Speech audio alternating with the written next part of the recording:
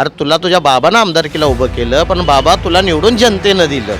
त्यासाठी त्यांचं श्रेय त्यांना द्यायलाच पाहिजे आणि त्यांनी ह्या गावामध्ये मेहनत केलेली आहे. आणि पिढीचा आपल्याच घरात राजकारण करायचं हे योग्य नाही आहे. हा निष्ठेला नाकारले गेले आणि हे जनतेला महाराष्ट्रातल्या मान्य नाही. एखादा ठराविक कार्यकर्ता मोठा करायचा, त्या कार्यकर्त्यांना सांगाल तिथंच काम करायचं, सांगाल त्या कमिशन बेसिसवर त्यांना ती कामं द्यायची. की लोकांचा कौल परिवर्तन आहे. आणि पिढीचा आपल्याच घरात राजकारण करायचं हे योग्य नाही आहे. अहो अण्णा, तुम्ही आता सगळं खाऊन बसलाय, मग आता तुम्ही म्हणणारच हो. अशाच नवनवीन अपडेट्ससाठी डिजिटल कोल्हापूर चॅनेलला सबस्क्राईब करायला विसरू नका. आमच्या फेसबुक इन्स्टालाही नक्की फॉलो करा. नमस्कार, मी राहुल सडोलीकर आणि तुम्ही पाहायला सुरुवात केलेली आहे डिजिटल कोल्हापूर. महाराष्ट्र विधानसभेची रणधुमाळी सुरू आहे. गर्जना सुरू आहेत, घोषणा सुरू आहेत, एकमेकांवर आरोप प्रत्यारोप सुरू आहेत. आणि आपल्याला माहिती आहे की कोल्हापूर जिल्ह्यातल्या वेगवेगळ्या विधानसभा मतदारसंघामध्ये मी जात असतो. मी जिल्ह्याच्या बाहेरच्या मतदारसंघामध्ये सुद्धा जात असतो. आता सध्या मी इचलकरंजी मतदारसंघातल्या खोतवाडीमध्ये मी सध्या आहे. इथं काही ग्रामस्थांशी मी संवाद साधतो आहे. या मतदारसंघाची गंमत अशी की या मतदारसंघामध्ये काँग्रेसचे एकेकाळचे पूर्वाश्रमीचे असणारे आमदार प्रकाश आवाडे जे विद्यमान आमदार आहेत ते या ठिकाणी महायुतीतून भाजपकडून लढत आहेत. तर दुसऱ्या बाजूला मदन कारंडे यांनी हातामध्ये तुतारी घेतलेली आहे. रामकृष्ण हरी वाजवा तुतारी अशा पद्धतीची गर्जना देऊन त्यांनी हातामध्ये तुतारी घेतलेली आहे. मुळातले ते राष्ट्रवादी काँग्रेस शरद पवार गटाचेच निष्ठावान कार्यकर्ते आहेत. आता त्यांना नुकतीच उमेदवारी राष्ट्रवादी काँग्रेस शरद पवार गटाकडून मिळालेली आहे. या मतदारसंघामध्ये संघर्ष कसा रंगणार आहे, लोकांच्या प्रतिक्रिया काय आहेत हे जाणून घेण्यासाठी मी या ठिकाणी आलो आहे. इथे ग्रामस्थ आहेत, आपण त्यांना विचारूया. काका नमस्कार.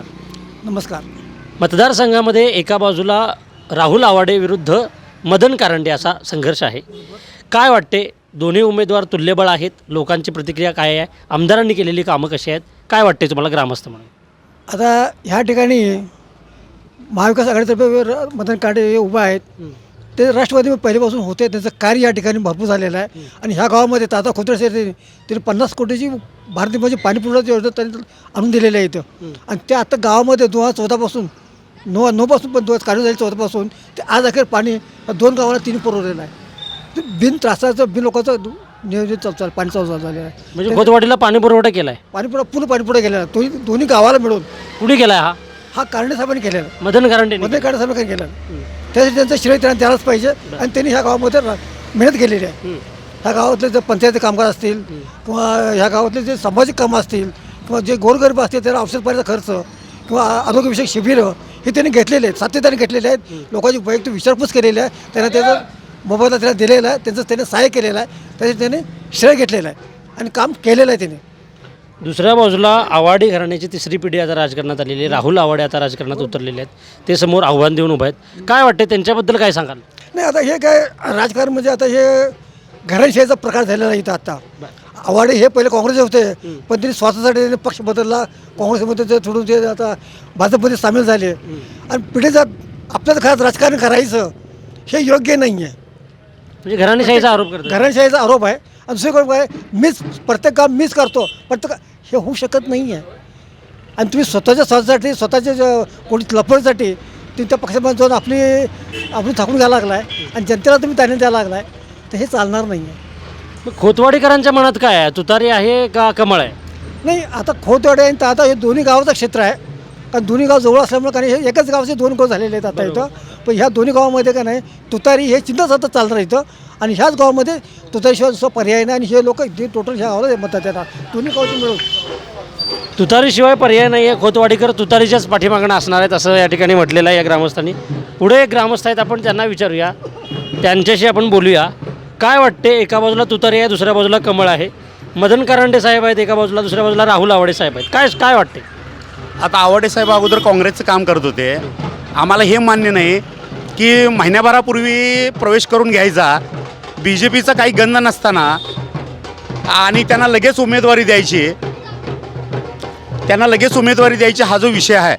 आणि हे पक्ष फोडाफोडी करायचा आणि दुसऱ्याचं घर जाळायचं आणि आपलं ते सगळं पोळी भाजून घ्यायची, हो विषय हे कुणालाही महाराष्ट्रात विषय पटलेला नाही. राजकीय स्वार्थासाठी पोळी बाजून घेतली असं म्हणायचं. राजकीय स्वार्थासाठी ही जी पळापळी चालू आहे ही आम्हाला मान्य नाही आणि कुठल्याही माणसाला आपल्या महाराष्ट्रातले ते मान्य नाही. आज ओरिजिनल ते ज्याच्या रक्तामध्ये ते पक्षाचं अंश आहे अशी लोकं राहिली सगळी बाजूलाच. आणि 4-8 दिवसापूर्वी प्रवेश करायचा आणि त्याला उमेदवारी द्यायची. आज कांडे साहेबांनी 2011 साली पाण्याची तारदाळ खोतवाडीला भयानक परिस्थिती होती. आज 2011 पासून ज्या वेळेला त्यांनी रात्रंदिवस राबवून मुंबईच्या फेऱ्या मारून आज वेगवेगळ्या पुढाऱ्यांच्याकडे जाऊन त्यांनी पाण्याचा जिथला प्रश्न सोडवला. आज वारणेचं जे पाणी इथं तारदाळ खोतवाडीला लोक पितात ते फक्त कांडे वारण्यातून पाणी आले. होय, वारणेचं पाणी आहे, शुद्ध पाणी प्यायला लोकांच्या तब्येतीच्या हिशोबानं चांगलं पाणी आहे. आणि हे पाणी आणायचं काम फक्त कांडे साहेबांनीच केलेलं आहे. यापूर्वी पाण्याचा प्रश्न कसा होता? यापूर्वी कधी टँकरनं कधी विहिरीला असायचं, विहिरीच्या काठावर उभारून आम्हाला ते दोरी टाकून घागर बांधून ते पाणी काढायला लागायचं. तारदाळ खोतवाडीला मुलीसुद्धा देत नव्हती, एवढी पाण्याची भयानक अवस्था होती. तो पाण्याचा प्रश्न सोडवला आहे कांडे साहेबांनी. दुसऱ्या बाजूला राहुल आवाडे उभे आहेत रिंगणामध्ये, भाजपचे नेते आहेत. यापूर्वी त्यांनी ते काँग्रेसमध्ये होते. होय होय. एक मोठं घराणं आहे, आपण मान्य केलं पाहिजे. त्यांच्याबद्दल लोकांच्या मध्ये काय प्रतिक्रिया आहे? हे बघा कसं आहे, आज घराणेशाहीचा जो विषय आहे, आज भाजपाचे मोठे नेते नितीन गडकरी साहेबसुद्धा म्हणतात की घराणेशाही जर चालत आल्या त्याला तुम्ही मतदान करू नका, असं त्यांचं डायरेक्ट स्टेटमेंट आहे. मग तुम्ही घराणेशाहीच्या विरोधात? घराणेशाहीच्या 100% आम्ही विरोधात आहे. नवीन कोणतरी आहे बघा, ओरिजिनल जो पक्षाचा कार्यकर्ता आहे, जो बरीच वर्ष त्या पक्षामध्ये राहिला आहे, त्याला उमेदवारी नाहीच.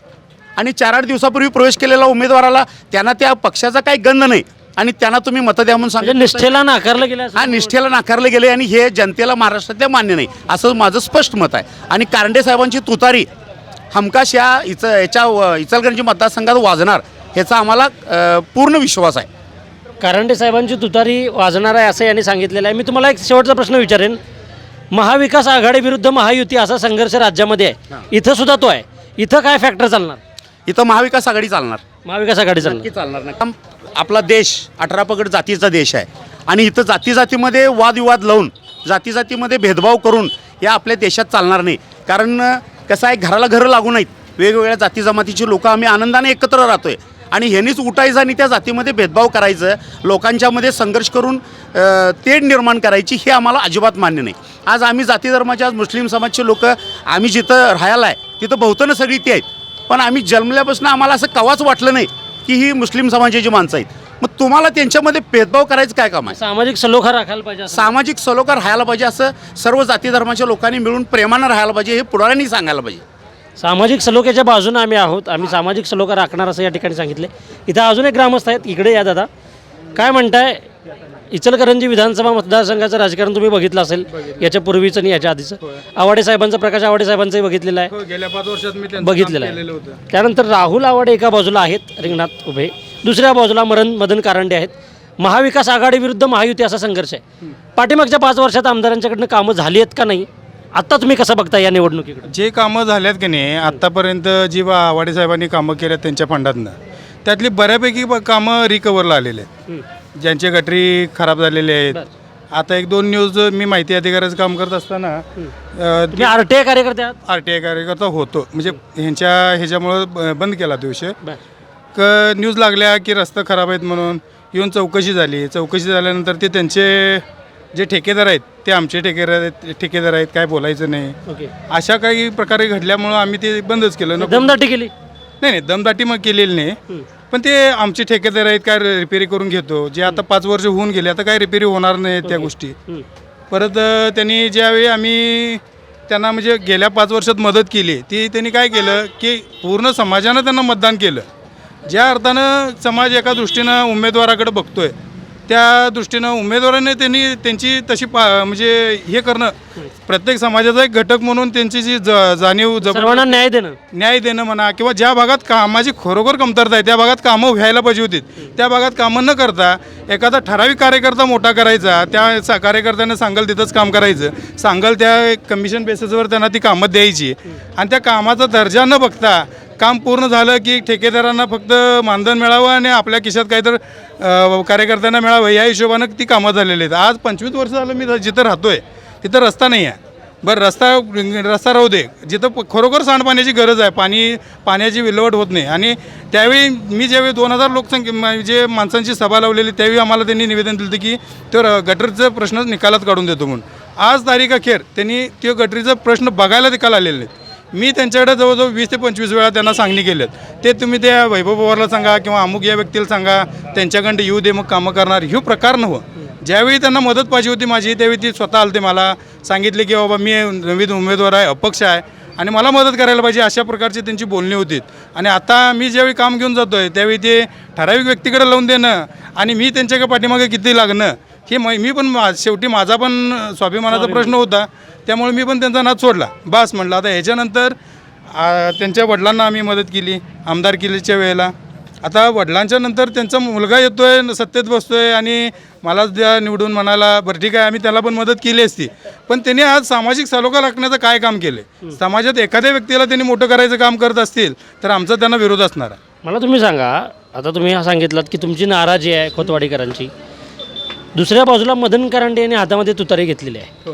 महाराष्ट्रामध्ये शरदचंद्र पवार यांची तुतारी आहे, दुसऱ्या बाजूला अजित पवारांचं घड्याळ आहे, कमळ आहे आणि त्याचबरोबर मशाल आहे.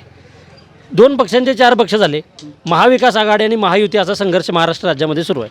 इचलकरंजीमध्ये सुद्धा तो सुरू आहे. एका बाजूला महायुती आहे, दुसऱ्या बाजूला महाविकास आघाडी. इचलकरंजीकर आणि खोतवाडीची माणसं या मतदारसंघातली कुणाच्या बाजूने कौल देणार आहेत? मला एक खरोखर म्हणजे समाजाच्या हेतूनं जर बोलायचं म्हटलं तर माझा कौल काम करणाऱ्या व्यक्तीला जाणार. ज्या व्यक्तीनं गेल्या 15 वर्षात तारदाळ खोतवाडीला पाण्याची समस्या असताना, कुणाबद्दल बोलताय? सांगतो तुम्हाला सगळ्यात, पाण्याची समस्या असताना ज्यावेळी ते आमदार असताना त्यांनी ते प्रश्न सोडवू शकलेले नाहीत आणि ते आमच्या मदन करांडेंनी त्यांनी कोणतेही चिन्ह घेऊ द्यात हातात, आम्हाला त्याच्याशी लेणं देणं नाही, पण त्यांनी 15 वर्षापूर्वी ज्यावेळी आमच्या हातातनं घागर संपवून आमच्या दारात पाणी दिलं त्या माणसाला आम्ही परतफेड करण्याची वेळ आहे. मी तर जाणतोय आणि मी तर माझं मतदान भले ते पक्ष कोणताही असू दे त्यांच्या सामाजिक कार्याकडे बघून आज आमच्या गावाला विद्यामंदिर येथे कुठं कोणतं असेल. आता मॅडम तुम्ही आता ग्रामपंचायत सदस्य आहे, विद्यामंदिरमध्ये आपल्याला की नाही लहान मुलींना शौचालयाची की नाही सुविधा नव्हती. आज सत्तेत कारंडे साहेब पण सत्तेत नाही आहेत, राहुल आवाडे पण सत्तेत नाही आहेत. त्यांनी काय ते त्यांच्या ह्याच्यात मदन कारंडे सत्तेत असताना तिथं येऊन नारळ फोडतात आणि त्या मुतारीची अवस्था त्यांना बघता येत नाही. अशा अवस्थेत त्यांनी जर 1 रुपया त्या मुतारीसाठी जर लावता येत नसेल तर मी त्यांना आमदार म्हणून मतदान करणं मी मूर्खपणाचं मानतो. आणि त्याच वेळी तिथंच तुम्ही कुणाच्या बाजूने जाणार? त्याच वेळी तिथंच कारंडे साहेबांनी काही म्हणजे त्यांचा काही संबंध नसताना 10 लाखाची मदत त्यांनी तिथं केली आणि ती मुतारी आता बऱ्यापैकी 7 स्टारमध्ये जशी तुम्हाला मुतारी मिळत नाही तशी आता तुम्हाला तिथं मुतारी बघते. त्यामुळं मी काम करणाऱ्या व्यक्तीच्या मागं राहणार आणि माझं मत हे कारंडे साहेबांनाच राहणार. माझं मत कारंडे साहेबांना राहणार असं या ठिकाणी यांनी सांगितलेलं आहे. इचलकरंजी विधानसभा मतदारसंघामध्ये मी आहे, खोतवाडी या गावामध्ये आहे. लोकांच्या प्रतिक्रिया प्रक्षोभक आहेत, संतप्त आहेत. लोक आपली प्रतिक्रिया स्पष्टपणे परखडपणे व्यक्त करत आहेत. मी पुढे जाणार आहे. या ठिकाणी अजून एक ग्रामस्थ उपस्थित आहे. तुम्ही कुठल्या गावचे? खोतवाडीचेच आहात. इचलकरंजी विधानसभा मतदारसंघामध्ये संघर्ष सुरू आहे. राहुल आवाडे साहेबांनी एका बाजूला हातात कमळ घेतलेला, दुसऱ्या बाजूला तुतारी हातात घेऊन मदन करांडे सज्ज आहेत. काय वाटते मतदारसंघात कुणाचा प्रभाव असणार आहे? कुणाच्या बाजूने लोक मतं जाणार आहेत? कारंडे साहेबांच्या बाजूने जाणार आहेत. कारण का नवीन चेहरा, नवीन आशा, नवीन उमेद आणि नवीन कामाची ऊर्जा. आणि कारंडे साहेब हे नगरसेवक असताना त्यांनी खोतवाडी गावात पाण्याची समस्या भरपूर वर्षापासून चालू होती. तर ते पाण्याची व्यवस्था त्यांनी वारणा काट्यातून आम्हाला खोतवाडी तारदाळवासियांना पाणी आणून देण्याची योजना त्यांनी पूर्ण केली व आमच्या गावाला एकेकाळी मुली देत नव्हतीत. आमच्या गावाकडं पै पाहुणे यायला घाबरत होते कारण का ह्या गावात पाण्याची समस्या भरपूर होती. ह्या गावाला पाणी टंचाई भरपूर होती. ती पाणी टंचाई साहेबांनी पूर्ण करून दिली आणि दूर करून दिली आणि आम्हाला वारणी काठातून पाणी आणून दिलं व गावकऱ्यांचा पाण्याचा प्रश्न मार्गी लावला. दुसरं, कोरोनाच्या काळात साहेबांनी आमच्या गावातील बऱ्याच लोकांना कोरोनाच्या किट असू दे किंवा कोरोनाच्या जो पेशंट असेल त्यांना मदत. कोरोना काळात काम केलं आहे मदन साहेबांनी केलं भरपूर काम केले साहेबांनी. हॉस्पिटलसाठी मदत करून दिली, ऑक्सिजनची व्यवस्था करून दिली, व्हेंटिलेटरची व्यवस्था करून दिली, लोकांना किटची व्यवस्था करून दिली, लोकांना सुरक्षित राहण्याची जबाबदारी घेण्याची त्यांनी जनहित जाहीर केलं. सगळ्यांना जाऊन भेटीगाठी म्हणजे सुरक्षित राहावा अशा उद्देशाने त्यांनी भरपूर कोरोना काळात लोकांना भरपूर मदत केली. ते मदत फेडण्याची आता वेळ आली आहे असं मला वाटते आणि कारंडे साहेबांना आम्ही निवडून देण्यासाठी आम्ही सज्ज आहोत आणि बहुमतानं आम्ही निवडून देणार कारंडे साहेबांना. कारंडे साहेबांना तुम्ही निवडून देणार असं तुम्हाला म्हणतो. मी पुढे जातो. या ठिकाणी अजून एक ग्रामस्थ आहेत, आपण त्यांच्याशी बोलूया. महाविकास आघाडी विरुद्ध महायुती असा संघर्ष आहे इचलकरंजी विधानसभा मतदारसंघामध्ये सुद्धा तोच सुरू आहे. आपण इथं ग्रामस्थ उपस्थित आहेत, आपण त्यांना विचारूया. एका बाजूला राहुल आवाडे साहेब आहेत, दुसऱ्या बाजूला मदन करांडे साहेब आहेत. काय वाटते कुणाचं पारडं जड आहे आणि का? हमखास इथं सांगता येईल की मदन कारंडे साहेबांचं पारडं जड आहे. ज्या आधारे तिथं राहुल साहेब आत्ता जे कमळ या चिन्हावर निवडणूक लढवत आहेत, गेले 35 वर्ष त्यांची घराणशाही जी होती ती हात या चिन्हावर लढत होती. आता त्यांनी पक्ष बदलला आणि ते आता कमळाच्या ह्याच्यात गेले आणि कमळावरती ते लढवत आहेत. ते पक्षाशी एकनिष्ठ राहू शकत नाहीत कुठल्याही. ते कमळाशी तर एकनिष्ठ राहू शकतात का हा तुम्हाला वाटतोय? तिने एकनिष्ठ राहतील का? त्यांना निवडून देण्यासाठी साहेब, इकडं मी स्वतः ग्रामपंचायत सदस्य आहे. मी आता 2.5 वर्ष झालं. आम्ही त्यांच्याकडे वारंवार काही कारणास्तव आम्ही त्यांच्याकडे कामं घेऊन जात होतो आणि ते त्यांना आम्ही सांगत पण होतो वेळोवेळी. पण काही राजकीय लोकांनी ते कुठं ना कुठं तर आमची कामं, आम्ही अपक्ष निवडून आलेले लोक असताना आमची कामं न व्हावी अशा पद्धतीनं त्यांनी आमचं काम चुकीचं राजकारण केलं. 100% चुकीचं राजकारण केलेलं आहे साहेब त्यांनी. आणि आता तुम्हाला प्रत्येक ठिकाणी जर गावात तुम्ही प्रत्येक ठिकाणी बघायला लागला तर आता या 5 वर्षाच्या शेवटच्या अंतिम 1.5-2 वर्षामध्ये तुम्हाला राहुल साहेबांची भरपूर कामं बघायला मिळतील. कुठं आता बांधकाम चालू आहेत पण शेवटच्या पूर्ण झालेलं नाही. काळात. अंतिम टप्प्यामध्ये तुम्हाला कामं सगळीकडे पाहायला मिळतील, जेणेकरून आपल्याला आता निवडून यायचं आहे आणि त्या आधारे फंड लावायचा आणि विकास कामं करून दाखवायला लागलोय. हे काम करण्याचं चिन्ह त्यांनी दाखवत आहेत. आत्ता अंतिम टप्प्यामध्ये प्रस्तावित कामं आहेत आणि ती दाखवतो आणि आम्ही काम करतोय असं दाखवण्याचा प्रयत्न होतोय असं या ठिकाणी म्हणतात. इचलकरंजी विधानसभा मतदारसंघातल्या खोतवाडी गावामध्ये मी आहे. या गावात मी पुढे जातोय. अजून इथे एक ग्रामस्थ उभे आहेत, आपण त्यांच्याशी बोलूया. दादा नमस्कार. नमस्कार. आत्ता सध्या थेट मी विचारतो, महाविकास आघाडी विरुद्ध महायुती असा संघर्ष सुरू आहे तुमच्या मतदारसंघामध्ये इचलकरंजीमध्ये. काय वाटते तुम्हाला? विद्यमान आमदारांकडनं विकास कामं झालेली आहेत, लोक समाधानी आहेत? नाही, विद्यमान आमदारांनी बरेचसे काम चुकवले आहेत आणि लोकांना असं वाटते की तिने लोकांचा विश्वासघात केला आहे. त्यामुळं जनता आता त्यांच्या असं का वाटते? प्रत्येक वेळेला वेगवेगळा पक्ष आणि आमचं जे इचलकरंजी विधानसभा मतदारसंघ आहे इथं पूर्ण भारत वसले आणि त्या आधारे तिने आमच्या गावात जर पाण्याचा प्रश्न बघितला तर 10-15 वर्षापूर्वी आम्हाला पाणी मिळत नव्हतं आणि आता कारंडे साहेबांच्या माध्यमातून आम्हाला भरघोस पाणी असं मिळतं आहे. आणि ते पाण्याला सांगा, इथं पाण्याचा प्रश्न 2-3 लोकांकडनं मी ऐकला. पाण्याचा प्रश्न खरंच भीषण होता इथं. भीषण म्हणजे आम्ही स्वतः इचलकरंजी म्हणजे इथून जवळजवळ 1 किलोमीटर लांब जाऊन आम्ही पाणी आणायचं आणि ते पाणी आम्हाला मिळत नव्हतं. आमच्या घरातल्या बायका रातभर जागत होत्या आणि कारंडे साहेबांच्या प्रयत्नाला यश मिळालं आणि आता आम्हाला घरात पाणी थेट मिळते. आणि जे विद्यमान आमदार आहेत ते असं लोकांना जनतेनं सांगतात की आम्हीच पाणी दिलो आहे आणि आम्हीच केलो आहे. 52 करोड रुपयाची जी जलजीवन योजना आहे ती आता थोडक्यात म्हणजे बुडल्या.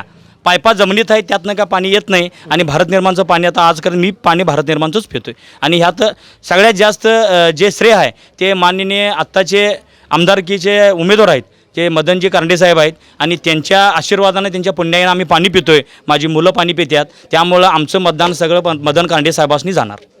आम्हाला पाणी देणाऱ्या उमेदवारालाच आम्ही आमदार म्हणून निवडू अशी एक प्रतिक्रिया या ठिकाणी आलेली आहे. इथं अजून एक ग्रामस्थ आहेत, आपण त्यांच्याशी बोलूया. वेगवेगळ्या प्रतिक्रिया येत आहेत. या मतदारसंघाचे विविधांगी कंगोरे जाणून घेताना मला वेगवेगळ्या लोकांशी बोलायला आवडेल. इचलकरंजी विधानसभा मतदारसंघामध्ये आता सध्या राहुल आवाडे विरुद्ध मदन कारंडे असा संघर्ष आहे. राहुल आवाडे यांना राजकारणाची पार्श्वभूमी आहे. मदन कारंडे हे सुद्धा शरद पवारांच्या नेतृत्वाखाली तयार झालेले आहेत तिचं इचलकरंजी विधानसभा मतदारसंघामध्ये. काय वाटते, ही 2 तगडी फाईट होणार आहे? कसं होणार आहे? लोकांच्या मनात काय आहे? एकतर्फी तुतारी जिंकणार आहे. याचं कारण सांगतो. आता इचलकरंजी मतदारसंघामध्ये इचलकरंजी, तारदाळ, खोतवाडी, चंदूर, कबनूर शहर, खेडेगाव आहेत. प्रत्येक ठिकाणी आता आम्ही फिरत असताना आमच्या लक्षात येतं आहे की लोकांचा कौल परिवर्तन आहे. परिवर्तन ह्यासाठी आहे कारण गेल्या जेव्हा आज माझं वय 43 आहे, मी माझ्या आईच्या पोटात असताना देखील आवाडेचंच नाव ऐकलो आहे. ऐकून घ्या. आवाडेने काय केलं? कल्लापन आवाडे, नंतर प्रकाश आवाडे, आता राहुल आवाडे. म्हणजे नुसतं घराणीशाही. ह्याने तर घराणीशाहीचं अक्षरशः कळस गाठला आहे. हे का म्हणतो आहे? परवाच प्रसारमाध्यमांशी बोलताना आवाड्यांना, प्रकाशांना म्हटले की माझ्या वडिलांनी, कल्लापन आवाडे दादांनी मला वयाच्या 32व्या वर्षी आमदारकीला उभं केलं. अरे तुला तुझ्या बाबांना आमदारकीला उभं केलं, पण बाबा तुला निवडून जनतेनं दिलं, हे त्यांनी सांगायला पाहिजे होतं. आणि आत्ता मला असं वाटतं की मी माझ्या मुलग्याला राहुलला उभं करावं. अहो म्हणजे तुम्ही काय शाहू घराण्यातले आहात का? संस्थानिक आहात का राजेशाही तुमचं घराणं आहे वारसा हक्कानं तुमच्याकडे गादी यायला? ते झालं. त्याच्या पलीकडे त्यांनी वारसा हक्कानं काय केलं? परवा जेव्हा राहुल आवाडे साहेबांनी फॉर्म भरला आमदारकीचा, फॉर्म भरत असताना एक डमी फॉर्म भरायचा असतो कशासाठी की कदाचित माझा फॉर्म जर खराब झाला तर माझ्याऐवजी AB फॉर्म आपल्या AB फॉर्ममधल्या B फॉर्ममध्ये हां तरतूद असते. हां तर तो त्यांनी काय केलं, राहुलनं भरला आणि AB फॉर्म हा डमी फॉर्म प्रकाश आवाडेंच्या नावानं भरला. ओके. म्हणजे सगळं घराणेशाहीतच. आणि कारंडे साहेब आज सर्वसामान्य जनतेतून आलेलं व्यक्ती आहे. त्यांना कोणतंही पार्श्वभूमी नसताना पद असो पद नसो सत्ता असो किंवा सत्ता नसो त्यांनी कामं केलेली आहेत. आणि कारंडे साहेबांनी जेव्हा फॉर्म भरला आणि डमी फॉर्म भरताना त्यांनी घरच्या कुणाचा फॉर्म भरला नाही, तर त्यांचाच एक कार्यकर्ता उदयसिंग मारुती पाटलांचा त्यांनी फॉर्म भरला. ह्याला म्हणतात की बाबा निष्ठावंतांना संधी देणं. आवाडेंनी कोणाला संधी दिली हो आजपर्यंत? ज्या संस्था त्यांच्या डबघाईला चालल्यात तिथं त्यांच्या कार्यकर्त्याला चेअरमन करायचं. आज ऐको बघा तुम्ही बंद पडल्या, इंदिरा सुदगिरणी बंद पडल्या, नवमहाराष्ट्रांची बंद पडायला आल्या, यशवंत प्रोसेस बंद पडल्या. ज्या बंद पडतात असतात बंद पडायला येतात तिथं त्यांनी कार्यकर्त्याला संधी देतात. आता परवा भाजपच्या पक्ष कार्यालयामध्ये यांनी प्रवेश केला आणि म्हणाले इथून पुढं जर महापौर इचलकरंजीचा झाला तो रावाड्याच्या घराण्यातला नसेल. अहो अण्णा, तुम्ही आता सगळं खाऊन बसलाय, मग आता तुम्ही म्हणणारच हो. लक्षात घ्या, हे काही उपयोग नाही यांचा. ह्यांनी राहुल आवाडेंना तर वडिलांची पार्श्वभूमी आहे, पण विकास काम त्यांनी काय केलं आहे? काय केलं आहे सांगा. आता तुम्ही लोकांचा ऐकला, पाण्यासाठी कारंडे साहेबांनी 2011ला 14 कोटींची इथं भारत निर्माण योजना आणली. वारणेचं पाणी आज तारदाळ खोतवाडी पितोय आणि आता मी देखील तेच पाणी पितोय. म्हणजे खरं आहे. तर मला तुम्ही सांगा, एका बाजूला तुम्ही विद्यमान आमदारांच्या कामावर नाखुश आहात, ते घराणेशाहीवर त्यांच्या तुम्ही टीका करताय, पण तुमच्याकडे पर्याय सक्षम कोण आहे? मग काय वाटते? मदनरावजी कारंडे साहेब. कारण तो व्यक्ती असा आहे, काम करणार म्हणजे करणार. अहो पद सत्ता नसताना काम केलेला व्यक्ती आहे. शहापूरमध्ये पोलीस स्टेशन त्यांनी मंजूर करून आणलेलं आहे. यंत्रमाग कामगारांसाठी महामंडळाची तरतूद त्यांनी करून आणली. त्याच्यानंतर इथं भारत निर्माण योजनेचं पाणी आणलं. अशा अनेक योजना आहेत. आणि कुठलंही त्यांना कुठलं पार्श्वभूमी नसताना त्यांनी स्वतःच्या हिमतीवर स्वतःचं उद्योग सांभाळत त्यांनी केलेलं आहे. त्यामुळं आज हे घडणारच आहे परिवर्तन. नाहीतर आम्हाला ऐकत बसावं लागेल आवाड्यांचं कीर्तन. 100% बदल होणार आहे आणि कारंडे साहेब निवडून येणार आहेत. हे आम्हाला करावंच लागेल परिवर्तन, नाहीतर आम्हाला ऐकावं लागेल आवाड्यांचं कीर्तन, असं यांनी या ठिकाणी चारोळी सांगितलेले आहे. लोकांच्या प्रतिक्रिया येत आहेत, लोक बोलत आहेत उत्स्फूर्तपणे. लोकांची मी चर्चा करतो आहे, अत्यंत बोलक्या प्रतिक्रिया येत आहेत. आवाड्यांच्या घराणेशाहीला आम्ही कंटाळलो आहे, त्यामुळे आम्ही मदन कारंडेंना संधी देणार आहोत असं या ठिकाणी सांगितलं आहे. अजून एक ग्रामस्थ आहेत, आपण त्यांच्याशी बोलूया. काय वाटते? मगापासून मी चर्चा करतो आहे, मदन कारंडेंचा प्रभाव या मतदारसंघामध्ये दिसतो आहे असं वाटते. तुम्हाला काय वाटते? 100% मदनराव कारंडे साहेब, दुसरं कोणी नाही. का असं वाटते तुम्हाला? घराणेशाही, फक्त घराणेशाही. याच्यासाठी घराणेशाहीला तुमचा विरोध आहे? विरोध, 100% विरोध. आवाड्यांनी त्या जनतेसाठी काहीही केलेलं नाही आहे. विद्यमान आमदारांनी काही कामं केली आहेत की नाही? काहीही केलेलं नाहीत. आता निवडणुकीच्या काळामध्ये तेवढंच आम्ही हे करतो ते करतो एवढंच दाखवतात, दुसरं काय दाखवत नाहीत.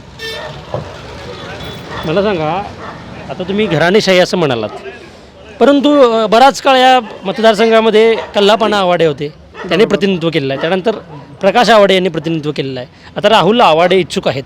मग या काळामध्ये यांच्याकडनं काहीच कामं झाली नाहीत का? काहीच कामं झालेली नाहीत. कसं आहे, राहुल आवाडे हे व्यक्तिमत्व जनतेला पसंत नाही आहे. त्यांच्याबद्दल लोक नाराज आहेत. त्याच्यामुळं परिवर्तन हे 100% होणार. दुसऱ्या बाजूला मग काय पर्याय म्हणून बघतात? मदनराव कारंडे साहेब, दुसरं कोणी नाही. हो, मदन कारंडे हाच आमचा पर्याय आहे. राहुल आवाडे हा चेहरा काही जनतेला आवडला नाही असं या ठिकाणी त्यांनी सांगितलेलं आहे. विधानसभा मतदारसंघातल्या खोतवाडी या गावामध्ये मी सध्या होतो. या गावामध्ये मी लोकांच्या प्रतिक्रिया घेतलेल्या आहेत. मदन कारंडे यांच्याबद्दलचा प्रभाव या गावामध्ये स्पष्ट जाणवतो आहे. लोकांच्या प्रतिक्रिया तशा आहेत. खोतवाडी पाणी पुरवठा योजनेच्या माध्यमातून त्यांनी लोकांना आपलंसं केलेलं आहे. लोकांच्या भावना त्यांच्याबरोबर आहेत. दुसऱ्या बाजूला राहुल आवाडे यांच्याबद्दल प्रतिक्रिया व्यक्त करताना लोकांनी असं सांगितलं की आम्ही घराणेशाहीला कंटाळलेलो आहे, त्याच्यामुळे आम्ही त्यांना पुन्हा निवडून देणार नाही. मी या मतदारसंघात होतो, मी पुढे जाणार आहे. या मतदारसंघातल्या वेगवेगळ्या गावांमध्ये मी लोकांच्या प्रतिक्रिया घेणार आहे. तोपर्यंत तुम्ही पाहत राहा डिजिटल कोल्हापूर.